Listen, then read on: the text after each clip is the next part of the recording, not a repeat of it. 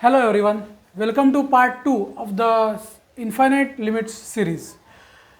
ठीक है, पार्ट 1 हमने बहुत टाइम पहले अपलोड किया था, तो उसमें हमने जो फंक्शन लिया था थोड़ा सा रिव्यू कर लेते हैं क्योंकि बहुत टाइम हो गया है।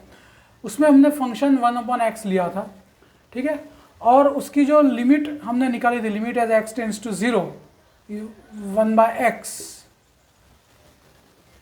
डज नॉट एग्जिस्ट, ठीक है, डज नॉट एग्जिस्ट। लेकिन हमको लेफ्ट हैंड लिमिट और राइट हैंड लिमिट कुछ मिली थी, ठीक है, वो आप रिव्यू कर सकते हो। उसमें बहुत डिटेल में मैंने बताया कि किस तरह से लेफ्ट हैंड लिमिट और राइट हैंड लिमिट लेनी है, ठीक है। इस तरह के फंक्शंस की जब 0 पे वो अनडिफाइंड होता है फंक्शन, ठीक है। जैसे एक और फंक्शन हमने लिया है यहाँ पे पार्ट 2 में, ठीक है, थोड़ा सा उसके जैसा ही है, इट इज़ 1/x², ठीक है। पार्ट 1 में 1/x लिया था, इसमें 1/x²। अब ये फंक्शन मैंने इसलिए लिया है क्योंकि उसमें जो हमने लिया था, जब उसमें पार्ट 1 में हमने जो लिमिट निकाली थी वो थी limit x tends to 0 from left 1/x is equal to -∞, and limit x tends to 0 plus 1/x is equal to +∞। तब हमने ये देखा था दैट क्योंकि लेफ्ट हैंड लिमिट और राइट हैंड लिमिट, क्योंकि लिमिट एग्जिस्ट होने के लिए क्या होना चाहिए कि लेफ्ट हैंड लिमिट और राइट हैंड लिमिट दोनों एग्जिस्ट करनी चाहिए और एक फाइनाइट वैल्यू मिलनी चाहिए, ठीक है, और सेम वैल्यू मिलनी चाहिए। तो क्योंकि यहाँ पे लेफ्ट हैंड लिमिट और राइट हैंड लिमिट एक तो इनफाइनाइट है और ऊपर से सेम वैल्यू नहीं है, एक -∞ की तरफ जा रहा है, एक +∞ की तरफ जा रहा है, तो इसमें हम लोग क्या बोलते हैं कि limit x tends to 0 1/x does not exist, does not exist, ठीक है। अब ऐसा नहीं है कि लेफ्ट हैंड लिमिट और राइट हैंड लिमिट एग्जिस्ट कर रही है, वो भी एग्जिस्ट नहीं कर रही, क्योंकि जब भी कोई भी फंक्शन की लिमिट जब हमको या तो +∞ या -∞ मिलती है, तो हम ये मतलब कंक्लूड करते हैं दैट लिमिट जो है वो एग्जिस्ट नहीं कर रही, ठीक है।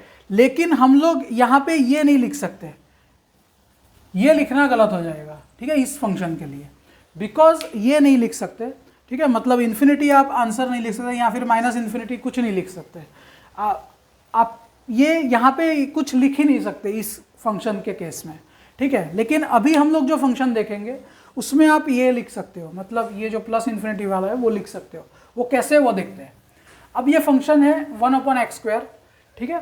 0 पे हमको देखना है इसकी लिमिट एग्जिस्ट करती है या नहीं, तो हम लोग क्या करेंगे, पहले लेफ्ट हैंड लिमिट लेंगे इसकी। तो left hand limit x tends to 0 from -1/x²। अब आप देखो, जब लेफ्ट हैंड लिमिट हम लेंगे, ठीक है, सेम प्रोसीजर फॉलो करना है जो पार्ट 1 में मैंने पूरा डिटेल में बताया है। अभी मैं पूरा डिटेल में नहीं बताऊंगा, शॉर्ट में बताऊंगा, ठीक है। अब देखो लेफ्ट हैंड लिमिट लेनी है तो पॉइंट पहले लेफ्ट में, 0 के लेफ्ट में सबसे 0 के नज़दीक जो है वो पॉइंट -0.01 है, -0.1, ठीक है।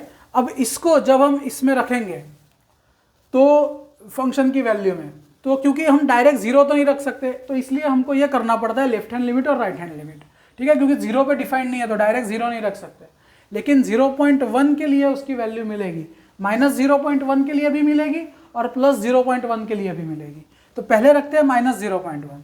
अब जब इसमें हम रखेंगे -0.1 1/x² में, सो 1/x² के अंदर पहले हम लिख रहे हैं x is equal to -0.1, so 1/x² की वैल्यू क्या हो जाएगी, 1/-0.1 का होल स्क्वायर, सो ये हो जाएगा 1/0.1, ये पॉजिटिव हो जाएगा, एंड देन 1/0.1 को हम लिख सकते हैं 10, बिकॉज 1/10 आएगा, एंड देन वो मल्टीप्लाई में जाके 1/10, सो ये 1 के मल्टीप्लाई में जब जाएगा नीचे वाला तो 10/1 हो जाएगा।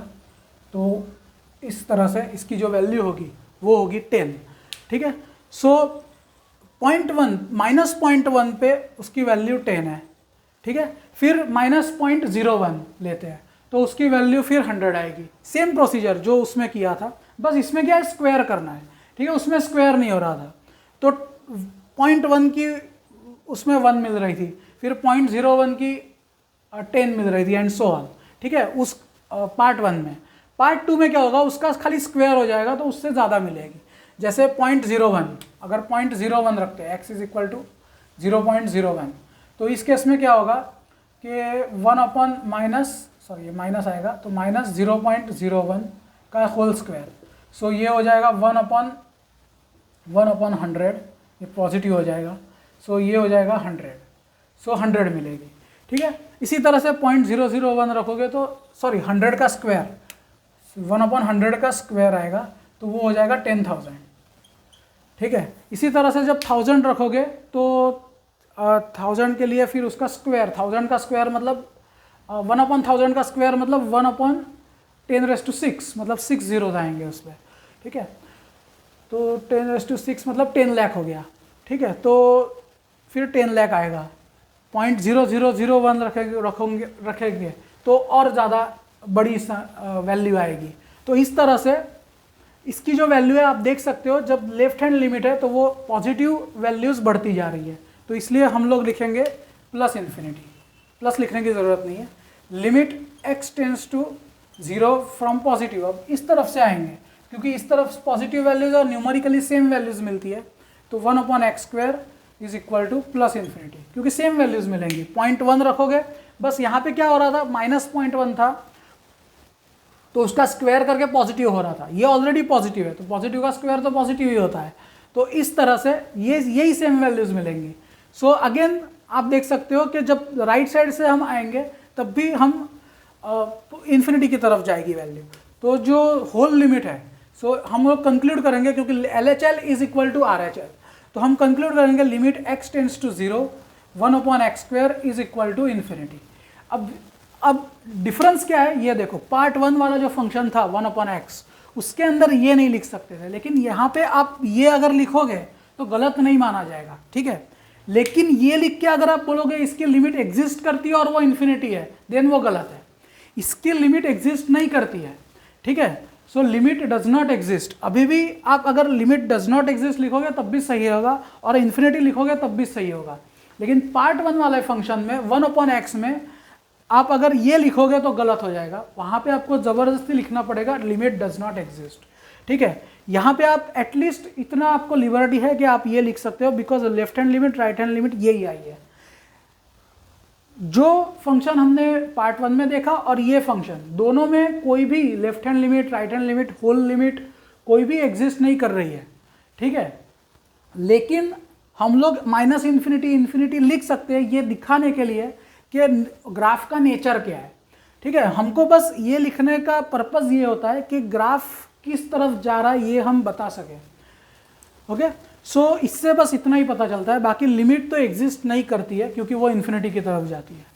ठीक है, सो अगर आपको कोई इसमें प्रॉब्लम है समझने में तो आप कमेंट में डाल सकते हो, तो मैं और अच्छे से एक्सप्लेन करूँगा। जो चीज़ आपको नहीं समझ आई है उसके ऊपर एक अलग से वीडियो बनाऊँगा।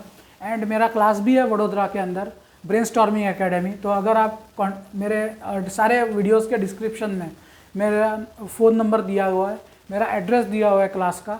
ठीक है, वडोदरा में आजवा रोड पे है, तो आप यहाँ पे आके पर्सनली भी सीख सकते हो कोई टॉपिक अगर आपको सीखना है तो। ठीक है, और अगर आपको मतलब 11th और 12th फुल्ली अगर आपको पढ़ना है यहाँ पे, तो वो भी आप यहाँ पे एडमिशन ले सकते हो। एडमिशन ओपन रहती है पूरे साल भर।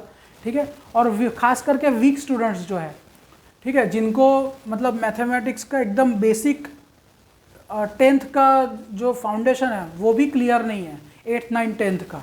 ठीक है, और वो 11th में है और उनको दिक्कत हो रही है, तो ऐसे स्टूडेंट्स जो वीक स्टूडेंट्स हैं पढ़ने में, उनके लिए वो ज़्यादा वेलकम्ड है यहाँ पे। ठीक है, और सो यहाँ पे बस यही वीडियो का पर्पज़ था कि आपको बताना।